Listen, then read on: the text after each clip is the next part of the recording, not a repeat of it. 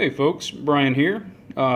Just wanted to do a bit of a different video than I'm normally doing, but this one here had to do with a gift that we got for Christmas, and second time went to use it and it didn't want to work, and everything online led me to believe that everybody was sending them back because they just couldn't figure it out. So this video hopefully help you from doing that and make it a lot easier to use in the future.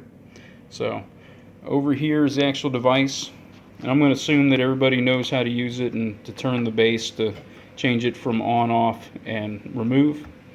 For this we don't have to remove it, but I did take the little center cap off already. This is this piece here, and use the little tool. We'll pop that off, and underneath is the heating element. And sometimes you got to pull a little bit, but that came off easy enough. The biggest thing I think people are doing wrong is, you notice the one on the left is thicker than the one on the right. And that's real important, because if you look at the holes here, you got one that's thicker and one that's thinner. It's the reverse of what we just saw. So I'm going to put it back on like this and just try and line it up. And when it goes on, it'll really go on flush, and you'll see that.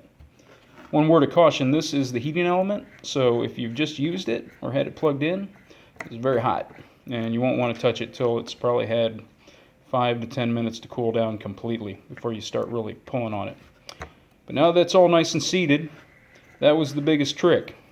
It seems obvious, but I did the same thing, so maybe not. Now on this one, got a little nub that has an arrow on it. Can't really see the contrast, but it's there. And on this heating element, you see there's an arrow right here too. That's because on the spindle there's a flat side. So when you go to put this on, you line it up with the hole. And it's not exactly in line with that arrow, but as you move it, actually if I spin it, see how it just dropped? You don't have to do any forcing to get that to go down. So once you spun it and it fell down enough to give you thread, your next step is just to put this on there and use the little tool to tighten it all the way. You don't have to go crazy, but just enough to keep everything in place.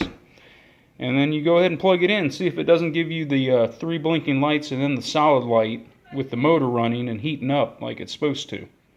And again, I ran into the problem. I figured somebody else probably has as well, and maybe this will rescue you from having to return it and get another one that would seem to do the exact same problem if you didn't know this little trick. So thanks for watching.